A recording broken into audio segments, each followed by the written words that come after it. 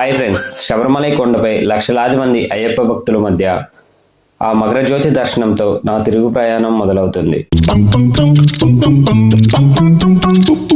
ఈ రైడ్లో ఇటువంటి స్టాపులు నాకు చాలా ఎదురయ్యాయి. వాళ్ళ ఫార్మాలిటీస్ వాళ్ళకు ఉంటాయి కదా.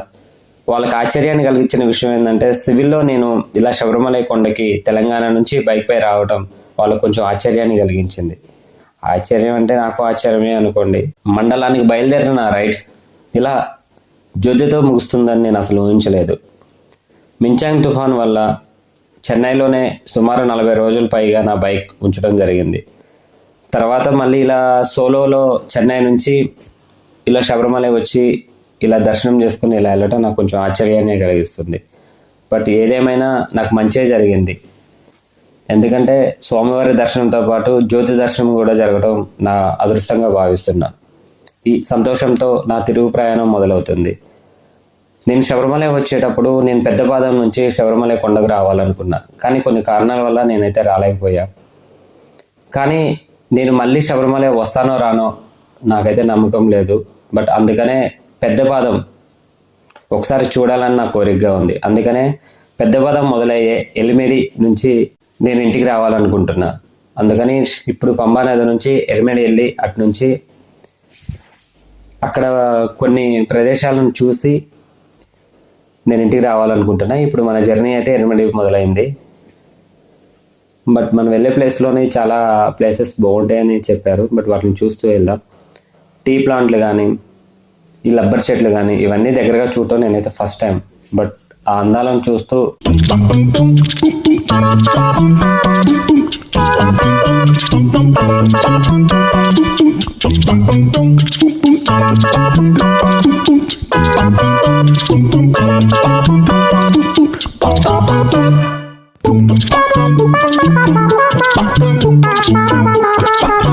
పైనాపిల్ తోట ఇంత దగ్గర చూడటం నేను ఫస్ట్ టైం.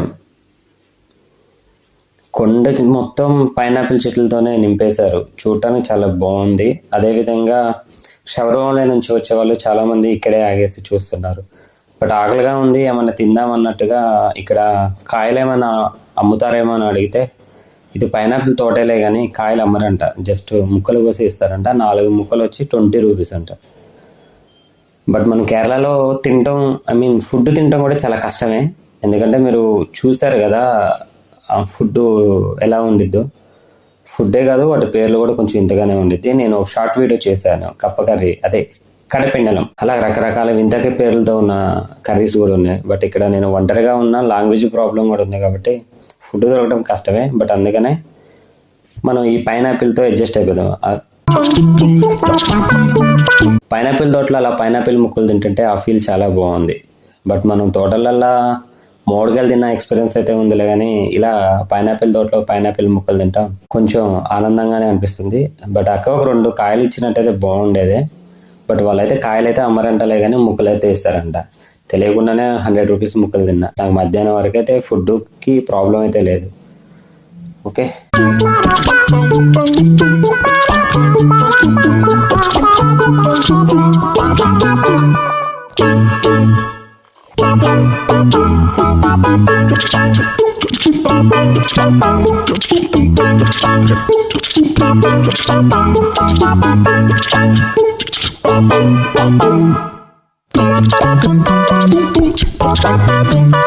ఈ రైడ్లో మనకి ఇలా టీ ప్లాంట్లు పక్క నుంచి వెళ్ళటం కూడా చాలా బాగుంది.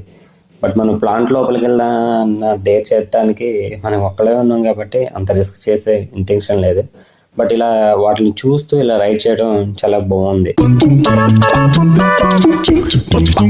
మనకి రోడ్డు పక్కల ఎక్కడ చూసినా కానీ శబరిమలై వచ్చిన భక్తులే కనిపిస్తున్నారు. ఆల్మోస్ట్ నాకు తెలిసి ఈ సోలో రైడ్లో మనకి ఎక్కడ ఎటువంటి ఇబ్బంది ఉండదు. ఎందుకంటే ఎక్కడ చూసినా అయ్యప్ప భక్తులే ఉన్నారు కాబట్టి. Nature nature nature. శబరిమలై కొండకు భక్తితో ఎలా వస్తామో మనకు ఉన్న సర్వరోగాలు కూడా పోతాయి అనడానికి ఈ నేచరే ఒక ముఖ్య కారణంగా చెప్పవచ్చు.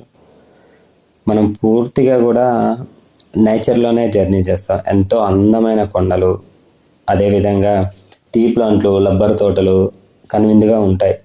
ఈ కొండల మీద నుంచి చూస్తుంటే ఆ ఫీల్ నేను చెప్పేదానికంటే శబరిమల వచ్చిన వాళ్ళు చాలామంది ఉండే ఉంటారు కదా. బట్ మనం ఈ ఘాట్లో జర్నీ చేసేటప్పుడు దిగుతున్నప్పుడు మనం అద్దాల నుంచి చూస్తున్నప్పుడు మనకు అనిపించింది ఈ అందాలని ఇంత దగ్గరగా ఇలా చూడటం చాలా బాగుంది అనే ఫీలింగ్ కలిగిద్ది ఎవరికైనా సరే.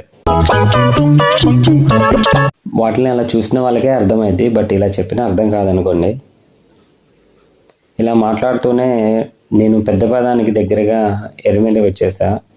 బట్ అక్కడ ప్లేసులను కూడా ఇలా బైక్ మీద తిరిగితే మనకి అంత సంతృప్తిగా అయితే ఉండదు. బట్ మనకు కన్వీనియంట్గా ఉన్న ఒక ప్లేస్లో బైక్ పార్క్ చేస్తే కొద్దిసేపు ఈ ఏరియా మొత్తం నడుస్తూ చక్కర్లు కొడదాం అనుకుంటున్నా.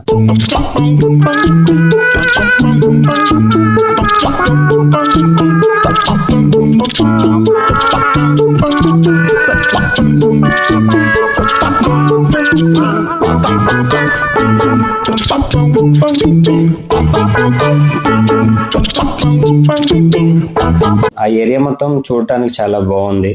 బట్ నేను పెద్దపాదం నుంచి వచ్చినట్టయితే బాగుండేది అనుకుంటా. బట్ మనం ఆ ఫారెస్ట్లో నడవటం కష్టమే, బట్ ఇష్టంగా ఉండేది. బట్ చాలా బాగా ఎంజాయ్ చేసేవాడిని. బట్ నేను పెద్దపాదం నుంచి శబరిమల కొండ ఎక్కడో మిస్ అయ్యా.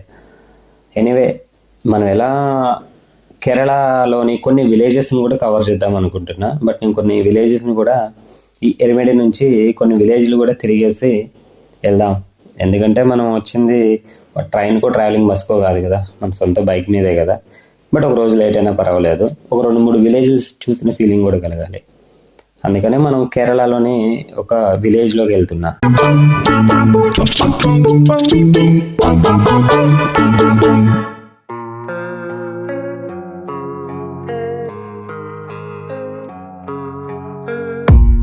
I don't really know what comes next. I'm just doing my best, even though I'm so stressed out. Everything just feels like a test that I fail, so depressed when I can't seem to get out. But something deep inside won't let me quit. I swear that I'm inspired by all this shit. Tell me that I can and I won't, that's what guides me. కేరళలో అడుగడుగునా పోలీసులే ఉన్నారు. ఈ festival వల్ల traffic కోసం ఉన్నారేమో, లేకుంటే ఉంటారేమో తెలియదు. మీరు గమనించవచ్చు, రోడ్డు పక్కన ఎక్కడ పడితే అక్కడ అమ్మాయిలైనా అబ్బాయిలైనా సరే అక్కడక్కడ షాపులలో కానీ లాటరీ అనేది ఇక్కడ లీగలే. బట్ ఎవరు చూసినా కానీ ఈ లాటరీ టికెట్లు అమ్ముతూ కనిపిస్తారు. కేరళలో అతిగా కనిపించేది ఏంటి అంటే ఆ లాటరీ టికెట్సే. చూడటానికి ఈ బ్రిడ్జి చాలా అందంగా ఉంది. అదేవిధంగా బ్రిడ్జి కింద వాటర్ అయితే చెప్పడం చాలా కష్టం, బట్ ఎందుకంటే అంత అందంగా అనిపించింది. అదేవిధంగా ఈ చుట్టుపక్కల విలేజెస్ కూడా చాలా బాగున్నాయి. బట్ వాటిని చూస్తూ వాటిని ఆస్వాదిస్తూ నేను మన కేరళ బోర్డర్కి అయితే వచ్చేసాను. చెప్పడానికి ఏమీ లేదు, మనం ఇలా డైరెక్ట్గా వెళ్ళిపోతే బోర్డర్ వెళ్ళిపోతాం మేము. బట్ మనం కొద్దిసేపు బైక్ ఎక్కడైనా పార్క్ చేసి కొద్దిసేపు ఈ ఏరియాలో టైం స్పెండ్ చేస్తే బాగుండిద్దని నా ఫీలింగ్. తినే టైం అయింది కదా, తిండికి కూడా న్యాయం చేద్దాం అనుకుంటున్నా.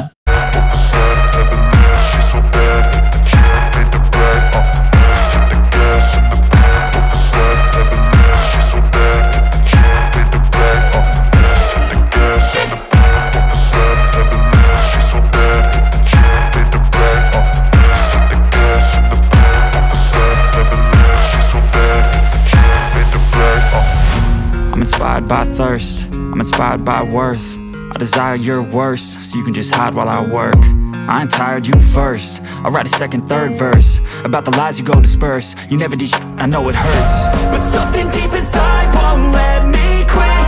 I swear that I'm inspired by all this shit. Tell me that I can and I won't, that's what guides me the most. Your lies, I'll do what I want. Kerala Tamil Nadu బోర్డర్లోనే నేను ఎక్కువ time spend చేశాను. బాగా night అవ్వటం వల్ల నేను video cover చేయలేకపోయాను. But ఆ ఏరియాలో చాలా ఫ్లోటింగ్తో పాటు అక్కడ మన ఏరియాలో ఆనియన్ చిప్స్ ఎలా అమ్ముతారో అక్కడ బనానా చిప్స్ కూడా అతిగా దొరుకుతున్నాయి. అదేవిధంగా కలాకండ్ అని చాలా రకాలు ఆ ఏరియాలో ఉన్నాయి. అదేవిధంగా ఫారెన్స్ ఉన్నారు. చాలా బాగుంది ఆ ఏరియా మొత్తం. బట్ నేను చాలా టైం స్పెండ్ చేశాను అక్కడే. బట్ అలా స్పెండ్ చేసి నైట్ అంతా జర్నీ చేశాను. బట్ నైట్ వీడియో తీయటం కుదరలేదు. నేను తమిళనాడు వచ్చేసా. మన బండికి పెట్రోల్ కొట్టించుకుంటే మనకి వెనకాల వచ్చిన అయితే ఉండదు.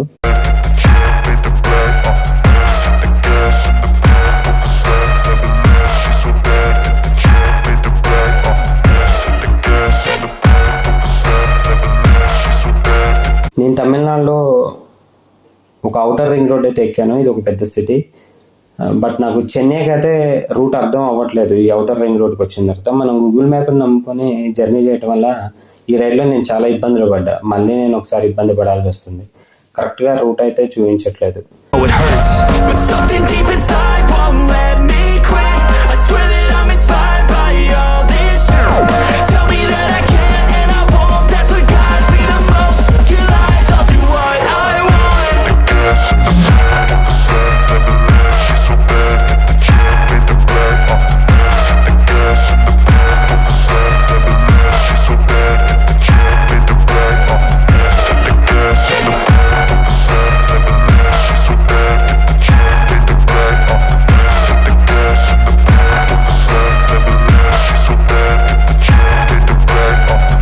రింగ్పై అంత గందరగోళానికి లోన్ అవడానికి కారణం ఇక్కడ రోడ్డు కన్స్ట్రక్షన్ జరుగుతుంది. దానివల్ల వెహికల్స్ అన్నీ వేరే వైపు టర్న్ అవుతున్నాయి. అందువల్ల మనకు రూట్ అర్థం అవ్వలేదు.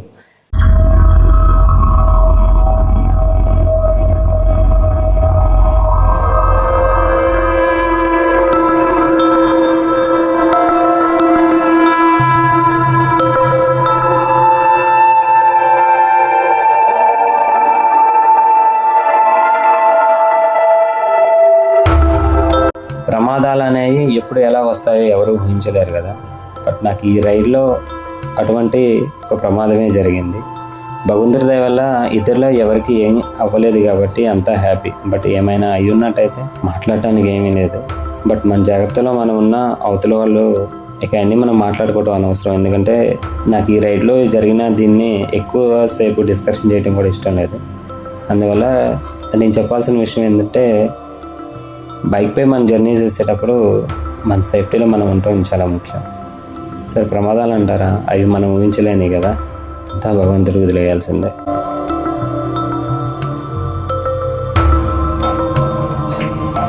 జరిగిన ప్రమాదాన్ని గుర్తు చేసుకుంటూ ఒక నైట్ అంతా జర్నీ జాగ్రత్తగానే చేశా.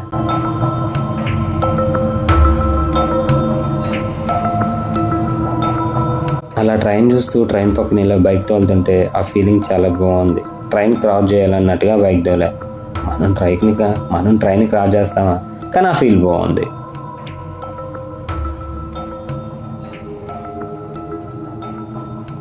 ఈ మూమెంట్ నేను చాలా బాగా ఎంజాయ్ చేశా. ఎందుకంటే ట్రైన్ పక్కన ఇలా బైక్ తోలుతుంటే ఆ ఫీలే వేరేలా ఉందబ్బా.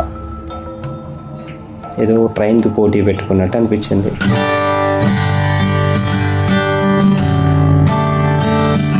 చెన్నై అవుటర్ రింగ్ రోడ్కి వచ్చేసా. ఇక మనం ఇక్కడ నుంచి సుమారు 600 ఏవో ఉండిద్ది మా ఊరు.